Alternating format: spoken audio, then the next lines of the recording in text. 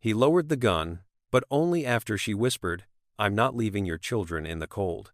Rain hammered the shipping yard like fists against metal. Riley Chen stood frozen, her sneakers soaked through, her delivery bag still hanging from her shoulder.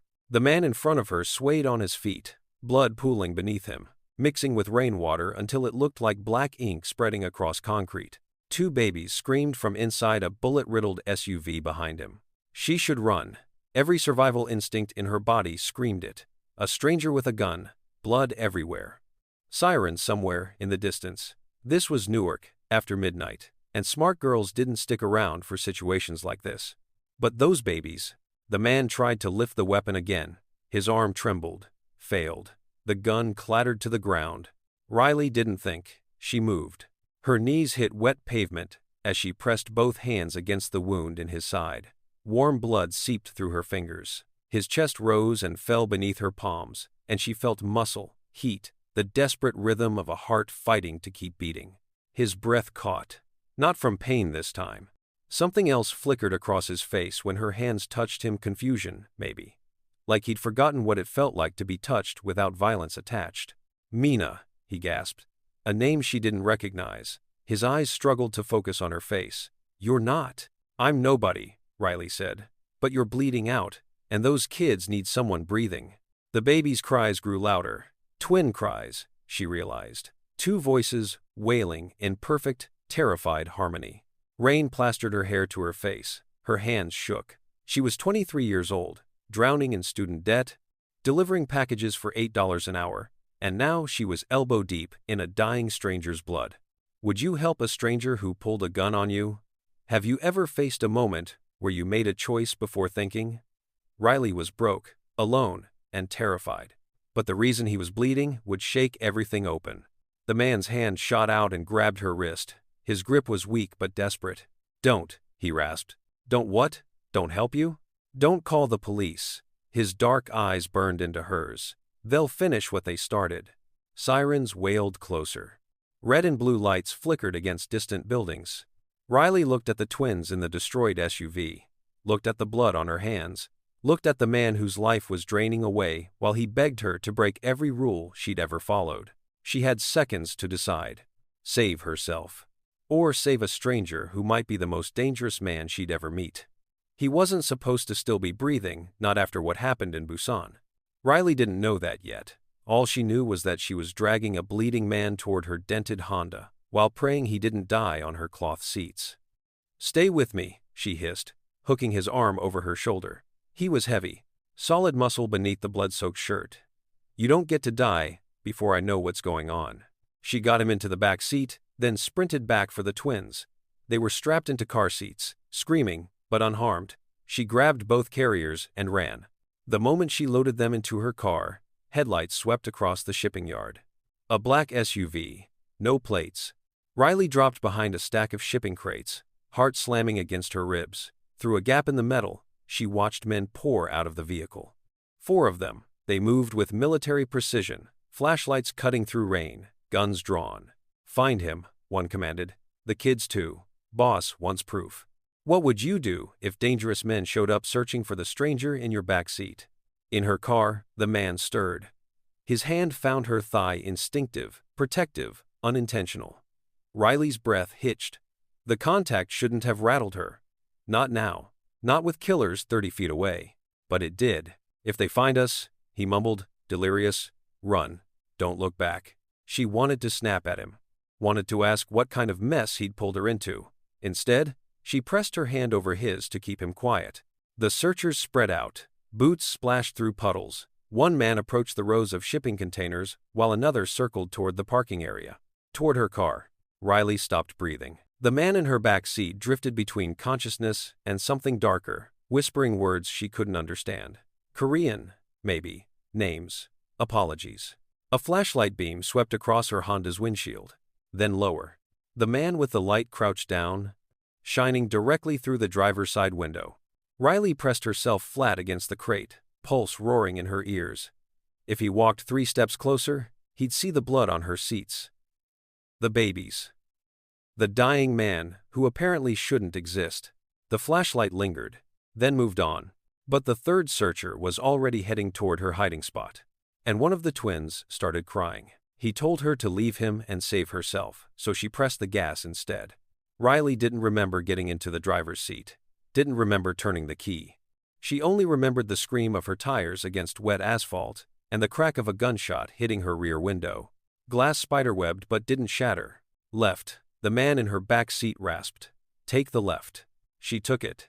Then another, then a third, following his fading voice through Newark's industrial maze, until the sirens and headlights disappeared behind warehouses and chain-link fences. Here. He pointed weakly at an abandoned mechanic shop, its sign hanging crooked, windows boarded. I know this place. Riley pulled behind the building, killed the engine, and finally let herself breathe. The twins had stopped crying. Small mercies. Who are you? She demanded, twisting to face him. What did I just do? He met her eyes. Even pale and bleeding, something dangerous lived in that gaze. My name is Jae-hyun, he said. Some people call me the Dragon of Busan. The words hit her like ice water. She'd heard that name before. Everyone who watched international news had heard that name. Crime boss, syndicate leader, one of the most hunted men in 2 countries. Would you keep helping if you discovered the man you rescued was wanted by killers? I should leave you here, Riley whispered. Yes, he agreed. You should. But the twins cooed softly in their carriers, and Jae-hyun's blood was still wet on her hands, and Riley had never been good at walking away from broken things. She found her old nursing kit in the trunk, leftover supplies from the program she'd dropped out of when the money ran dry. Needle, thread, alcohol. This is going to hurt, she warned. I know. She leaned close to stitch his wound. Too close. Their faces were inches apart. She could feel his breath, see the tightness in his jaw as he fought not to flinch. A charged silence crackled between them, unwanted but undeniable. You're brave, he murmured. Riley's hands trembled. No one had ever said that to her. His phone buzzed. They both froze. Jae-hyun lifted it with shaking fingers, read the screen, and his face turned to stone. One text message. The twins are worth more than he is. Bring them. He finally told her why they wanted the twins, and her knees buckled. Heirs, Jae-hyun said, his voice hollow. My children are heirs to the largest crime family in East Asia. Their grandfather built an empire. Their uncle wants to burn it down and rebuild it in his image. Riley sank onto an overturned crate, staring at the sleeping babies like she'd never seen them before. Your brother ordered the hit on you? Half-brother. The word carried decades of poison. He believes the bloodline should flow through him. The twins threaten that. I threaten that. So he tried to kill you, his own family. This isn't about family. Jae-hyun's laugh was bitter, broken. It's about inheritance, betrayal, legacy. The things men murder for when love isn't enough to hold them. Comment below, should Riley walk away now before it gets worse? She should. God, she should. This wasn't her war. These weren't her children. This man wasn't her responsibility. But when she looked at those babies, tiny, helpless, worth more dead than alive to the people hunting them, something cracked inside her chest. I lost my mother 6 months ago, Riley heard herself say. Cancer. She worked 3 jobs her whole life, so I could go to nursing school. I dropped out when the bills came. Couldn't save her. I couldn't save myself. And now I deliver packages for a company that doesn't know my name. Jae-hyun watched her with unexpected softness. She would have liked you, Riley continued, not sure why she was talking. My mom. She always said the measure of a person isn't what they have. It's what they do when they have nothing left to give. He reached out and touched her wrist. Just a brush of fingers. A thank you, without words. Warmth jolted through her unwanted, electric, impossible to ignore. Riley hated how aware she was of him, even covered in blood, even knowing what he was. We need to move, Jae-hyun said suddenly. He forced himself upright, wincing. His phone showed a GPS map with a pulsing red dot. They tracked my location. We have minutes. Minutes? Until what? Until they send everyone. Riley grabbed the twins' carriers. Her hands were steady now. Fear had transformed into something harder, something that felt almost like purpose. Where do we go? Jae-hyun looked at her, really looked like he was seeing her for the first time. Somewhere they won't expect, somewhere small. He paused. Do you have a place? She thought of her basement apartment, The leaky pipes. The thin walls. Yeah, she said. I have a place. She thought the worst part was already behind them until the warehouse exploded. One moment they were creeping through Newark's industrial maze, staying low, staying quiet. The next, the building beside them erupted in flame and thunder. Riley screamed. The twins wailed. Jae-hyun grabbed her arm and pulled. Move. They ran. Behind them, men shouted. Flashlight beams cut through smoke. Gunshots echoed off metal walls. Jae-hyun's steps faltered. His wound had reopened. She could see fresh blood soaking through his makeshift bandage. Leave me, he gasped. Shut up. She hooked his arm over her shoulder and half carried him through an alley, around a corner, down a slope she didn't see until they were sliding. A storm drain. Riley didn't hesitate. She shoved the twin carriers through the opening, then dragged Jae-hyun into the suffocating darkness after them. Could you stay silent while danger passed inches above your head? The drain was barely wide enough for two people. Freezing water soaked through her jeans. The smell of rust and rot filled her lungs. But it was dark, and it was hidden, and right now, that was all that mattered. Footsteps thundered overhead. Jae-hyun pressed against her back, his chest rising and falling with ragged breaths. His lips brushed her ear. Stay still, he whispered. They're close. She could feel his heartbeat pounding against her spine, feel the heat of him despite the freezing water. Every nerve in her body was aware of exactly where his body touched hers. The footsteps paused directly above them. Riley held her breath. One of the twins whimpered. She pressed her hand gently over the baby's chest, praying, begging, making deals with a god she wasn't sure she believed in. Silence stretched. Then the footsteps moved on. Neither of them breathed for another full minute. They're gone, Jae-hyun finally said. For now.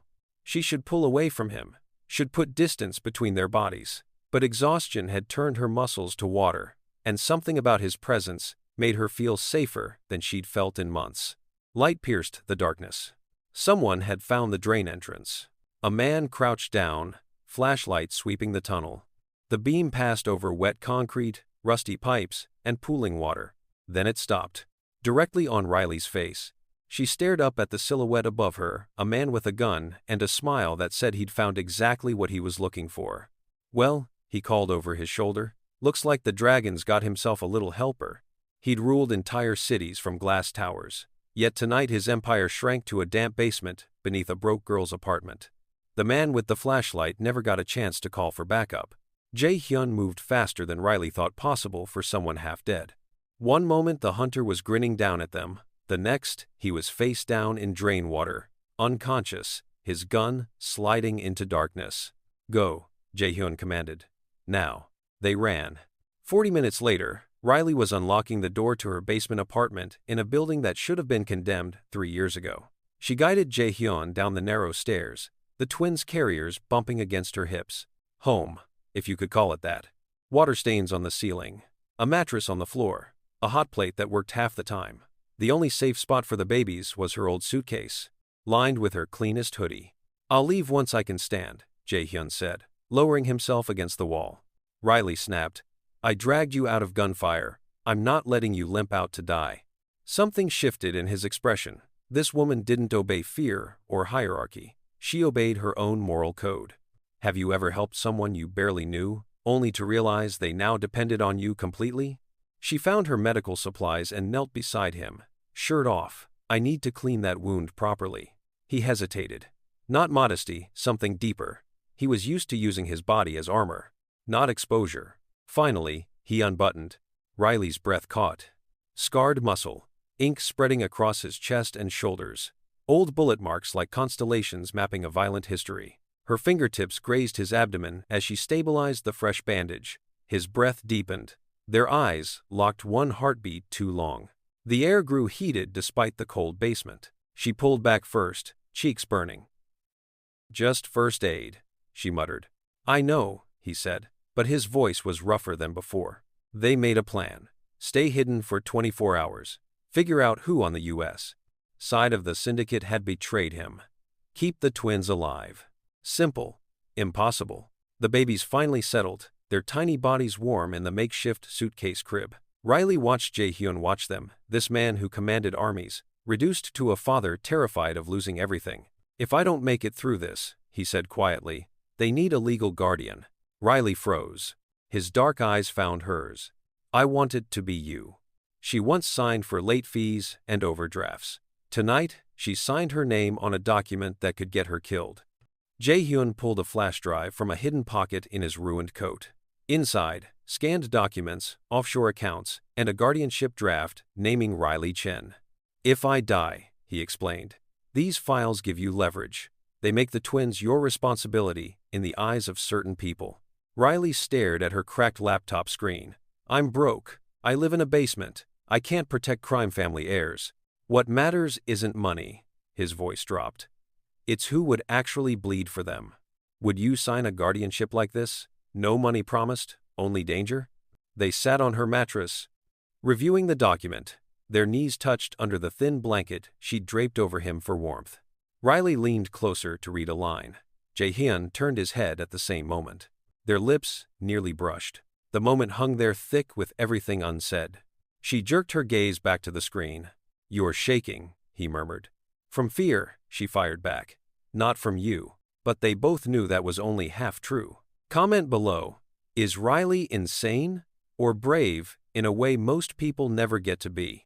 Against every instinct, screaming at her to run, Riley clicked print and grabbed her keys. The 24-hour print shop was 6 blocks away. She could be there and back in 15 minutes. She made it in 10. The papers slid out warm from the machine. Guardianship documents, bank account access codes, evidence of crimes spanning 2 continents. Riley gathered them quickly, heart pounding. Then she noticed the man at the computer station beside her. He was zooming in on a news article. Local crime coverage. A blurry photo of a woman helping someone into a car. Her car?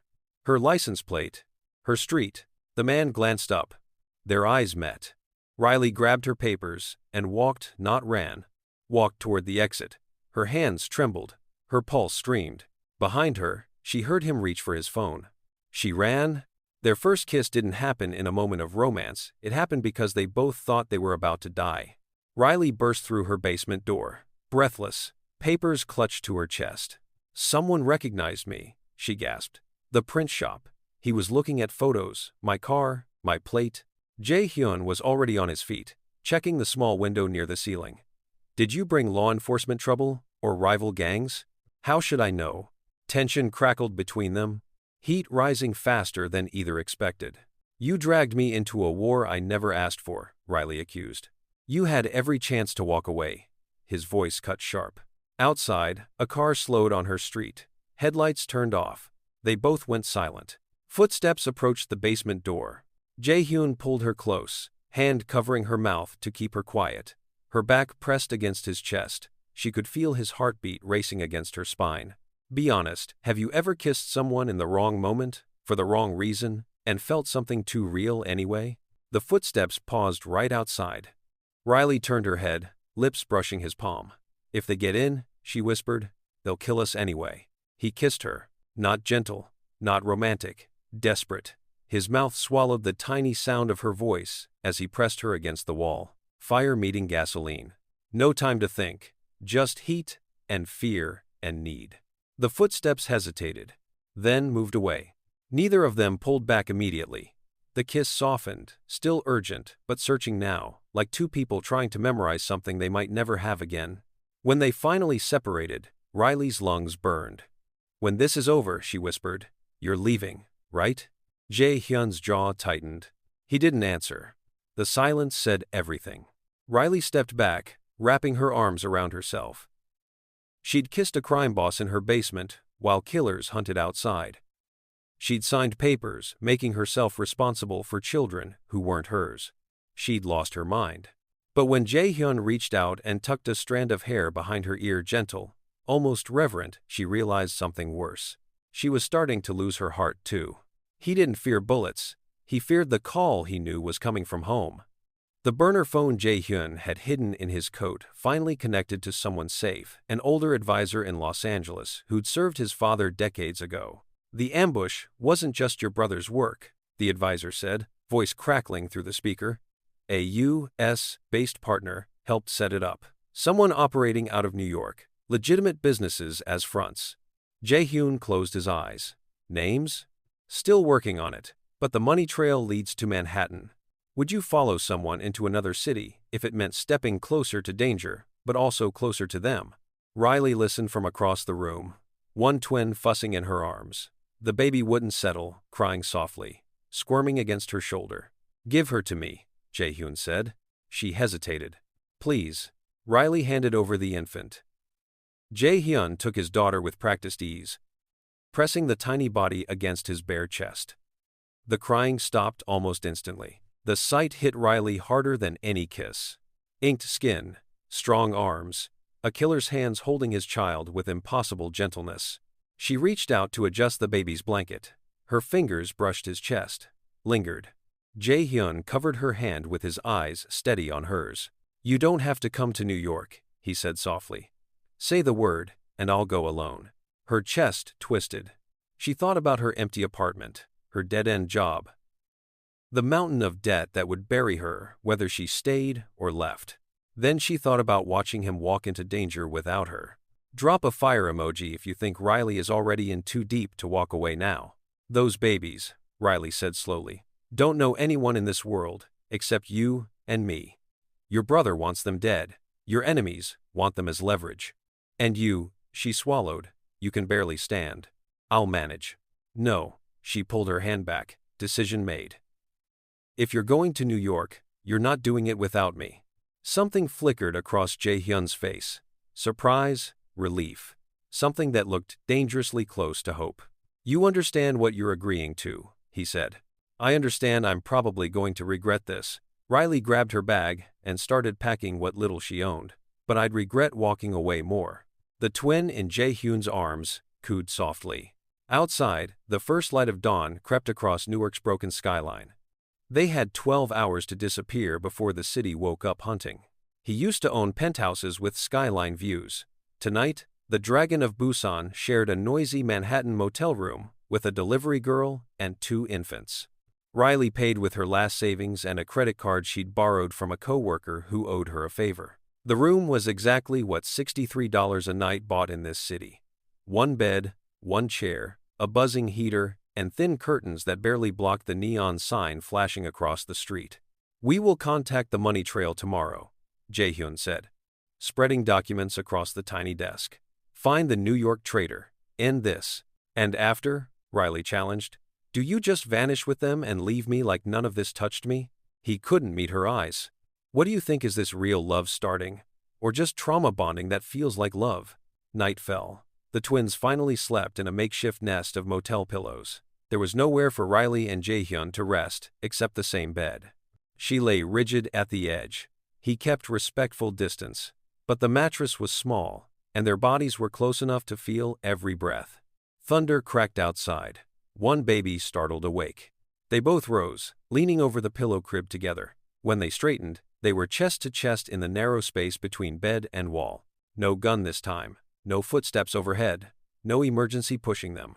Jae-hyun brushed a damp strand of hair from her forehead. You've done more for me, he murmured, than people who shared my blood. Don't say that unless you mean it. Her voice shook. He kissed her. Slow, reverent, nothing like their first desperate collision. One kiss became another, hands exploring, clothes shifting. He paused, searching her face. Tell me to stop. Riley answered by gripping his shirt and pulling him closer. I don't want you to. They came together quietly in the dim motel light, careful not to wake the twins, careful with each other in ways neither expected. Hunger and comfort, and the terrifying feeling that this was no longer about survival. This was a connection. Hit like if you think this motel night will change everything that comes next. Afterward, they lay tangled together, her head on his chest, his fingers tracing patterns on her shoulder. Riley's phone buzzed. She reached for it lazily, still half asleep. A news alert glowed on the screen. Unidentified woman seen with alleged crime boss in New Jersey, reward offered. The photo was blurry, but clear enough. Her face, the twins, her car. Riley sat up, blood running cold. The whole world was about to know who she was. The danger just multiplied. Riley's face is everywhere. The traitor in New York is still hidden, and Jae-hyun's enemies are closing in. He always suspected betrayal would come from Korea. He never expected it to wear a Wall Street suit. The encrypted payments led them to a glass tower in Manhattan's financial district, a luxury consulting firm on the 42nd floor. The kind of place where criminals laundered money behind mahogany desks and million-dollar smiles. Riley wheeled the twins inside, in a stroller she'd bought from a thrift store that morning. Just a young mother visiting her husband at work. Nothing suspicious. Jae-hyun walked beside her in a borrowed suit, his wounds hidden beneath expensive fabric. He looked like he belonged here, like he'd never bled on concrete or hidden in storm drains. The receptionist waved them through without a second glance. What would you do if the person smiling at you was the one who tried to kill you? A familiar face greeted them in the corner office. Daniel Cho, former advisor, trusted ally during Jae-hyun's early expansion into American markets. Now a traitor wearing a smile that cost more than Riley's yearly salary. Jae-hyun. Daniel didn't even pretend surprise. You were never supposed to make it out alive. Yet here I am. Here you are. Daniel's eyes slid to Riley, with a delivery girl and 2 infants. How the mighty fall. Before entering, Riley had helped Jae-hyun adjust his disguise, her fingers grazing his collar, her breath brushing his throat. A quiet, smoldering intimacy that said, we're partners now, not accidents. He'd pulled her hand close, murmuring, whatever happens in there, stay near me. Now she understood why. Daniel leaned back in his leather chair. I'll make this simple. Turn yourself in. Hand over the twins. Let your little girlfriend walk away unharmed. No, no, Daniel laughed. You're wounded, outnumbered, and standing in my building. What exactly do you think happens next? Riley's stomach turned. This man, this smiling, polished, American-educated man, had sent killers to her street, had ordered the death of babies. Comment if you think Daniel should get exposed or destroyed. Jae-hyun took Riley's elbow. We're leaving. They turned toward the door. It didn't open. Daniel's voice floated behind them, calm as ever. I'm afraid that's not how this works. He lifted a phone to his ear. They're here. Seal the exits. The lights flickered once. Then the building went dark. The building went dark, and the twins started crying. That was the moment Riley realized she might die tonight. Emergency lights flickered red across the hallway. Somewhere below, heavy footsteps thundered up stairwells. Service elevator, Jae-hyun said. Now. Riley grabbed the stroller and ran.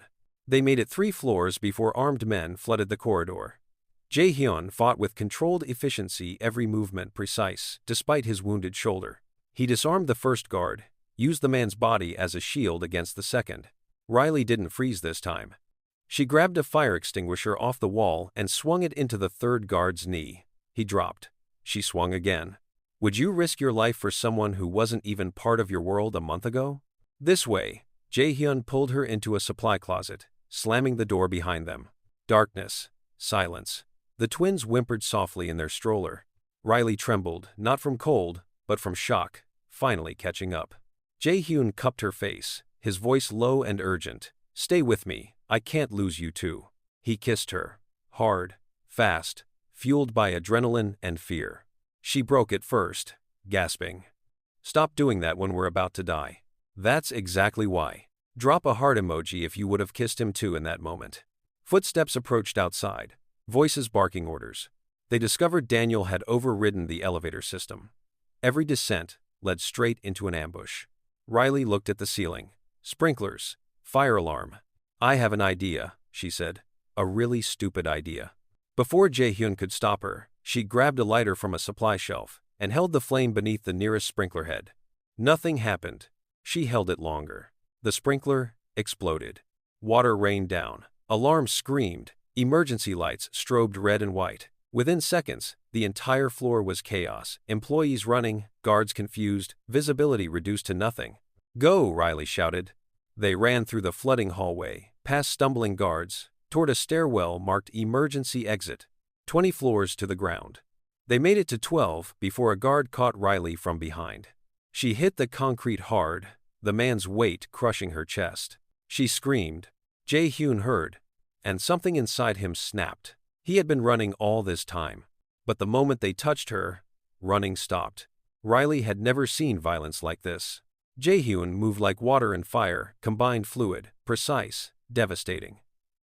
The guard pinning her was unconscious before Riley could blink.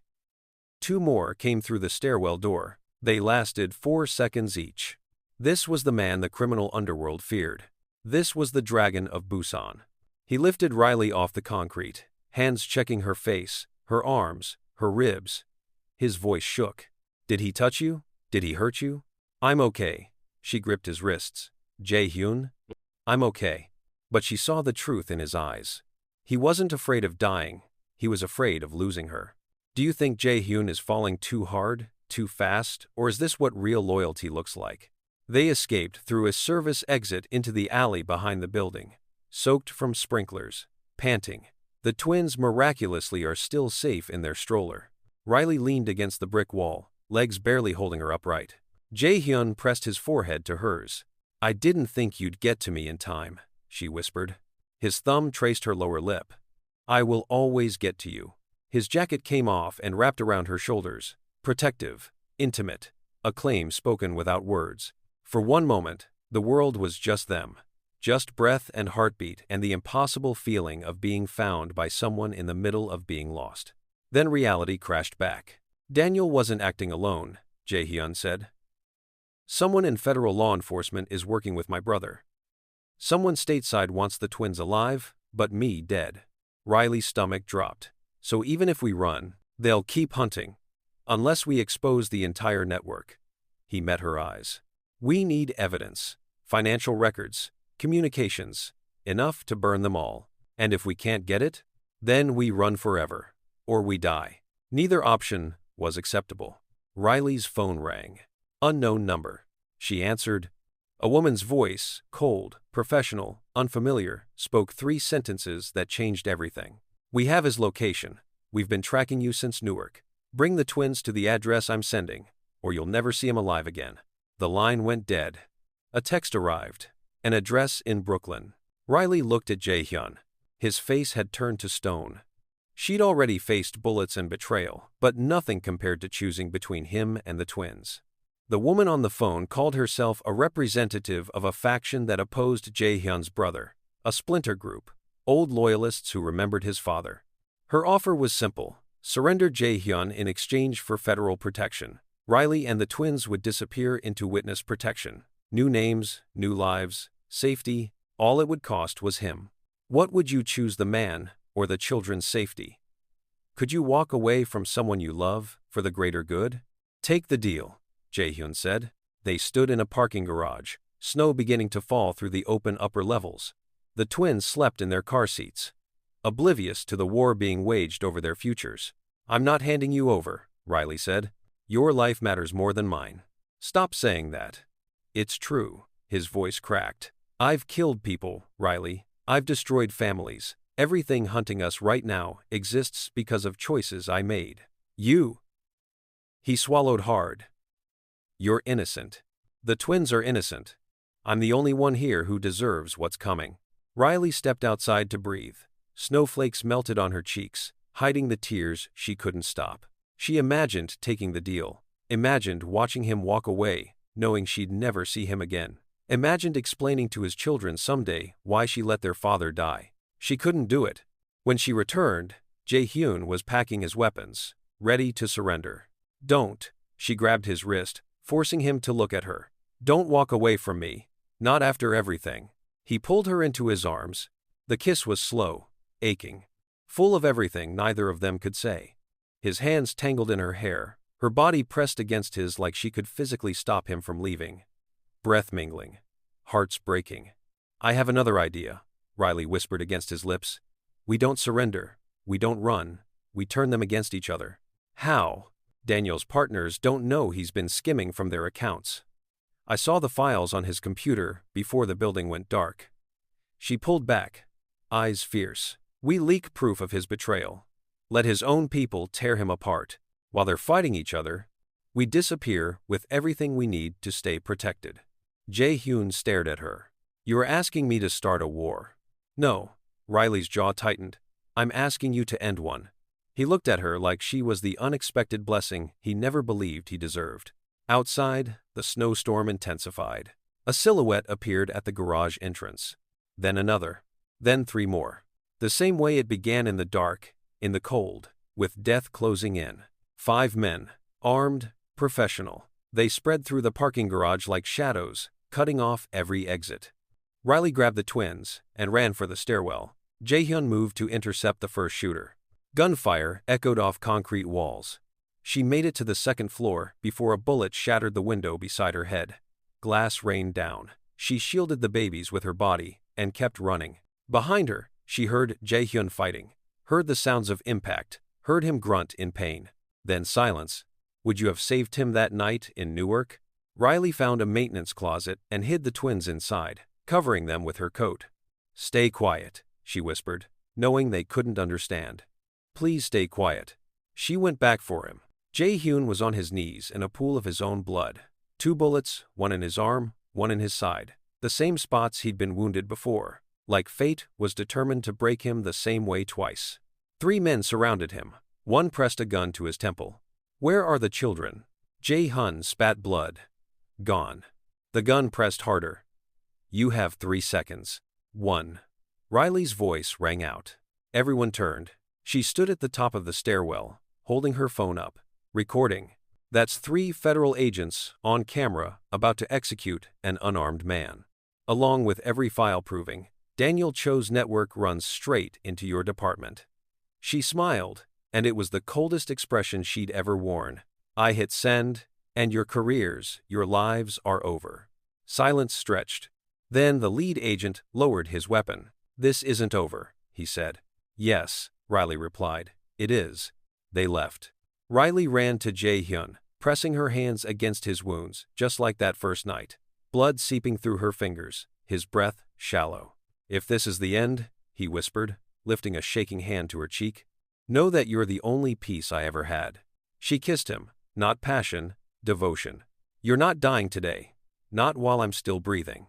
She called 911. Then she sent every file to 3 news outlets simultaneously.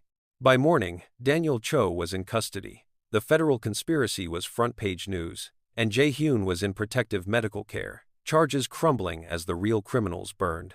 3 months later, he walked out of a California recovery clinic. Riley was waiting. The twins in her arms, older, healthier, smiling. He pulled her close, face buried in her hair. You didn't just save my children, he murmured. You saved me. She smiled against his chest. Some nights break you so you can meet the person who puts you back together. If this story touched your heart, drop a comment below. Would you have saved him that night in Newark? Would you have stayed when everyone told you to run? Subscribe for more stories of love, danger, and the choices that define us.